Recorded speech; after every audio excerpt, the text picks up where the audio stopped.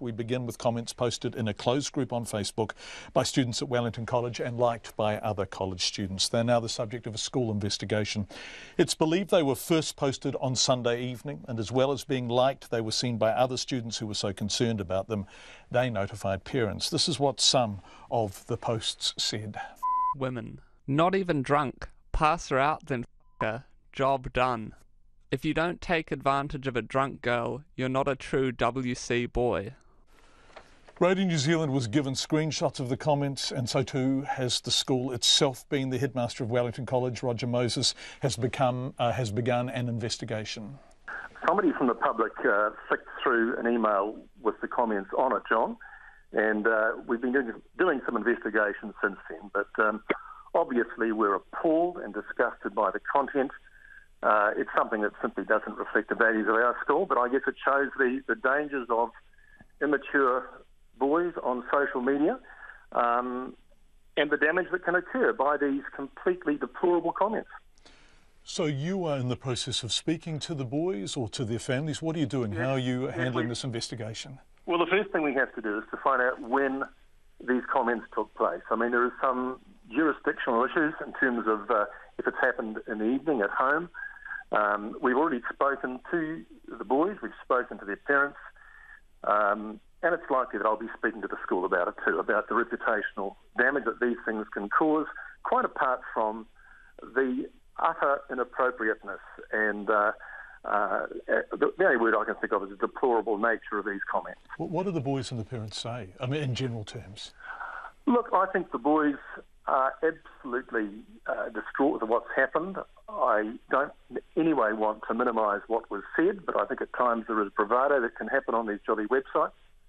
And I think that's probably what's happened. I think that sometimes in the supposed privacy of a chat room, things can be said that they think are either appropriate or funny or whatever, without actually stopping to think of the implications. So they are absolutely shattered by what they've done. I believe they've already apologised on the website. I don't have access to it, so I don't know whether these are private groups, right? Mm. They're private groups, and this is the real problem we face in schools. We can say the right messages from assemblies.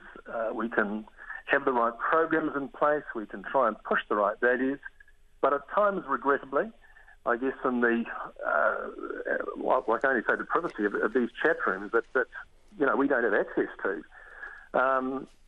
Idiotic boys can let you down in a way that is very, very sad. And I think that's what's happened on this occasion. If you don't take advantage of a drunk girl, you're not a true Wellington College boy, one of these. I mean, it's appalling. It is absolutely dreadful. I don't know where it's come from. This is certainly, I guess I can repeat it 100 times, but these are not the values that we stand for here. They're not the values that we stand for publicly. I don't believe that is probably the viewpoint of the boy himself, but I think it's been said. You cannot, and these boys have to understand that what is said remains in the ether forever, and both he and the school have to deal with the fallout that occurs from that. So, I make no apologies. Well, that's not the word I should use. I make no defence of what's said whatsoever. I'm as appalled by it as I'm sure you are, and anybody else who's seen it.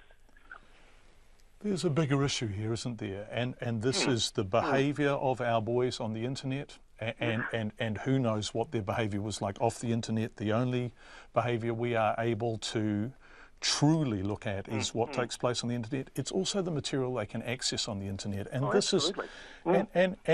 And so much pornography is disrespectful, hateful, misogynistic. How do we protect our sons?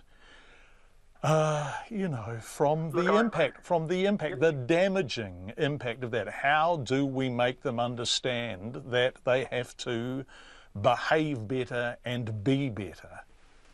I wish I had an easy answer for you, John. My heart says absolutely yes to everything you're saying. I've been in the job for 22 years now, and I think the whole question of social media is the huge elephant in the room that we're all dealing with. Previously, even things like bullying you could deal with. in a much more direct kind of a way.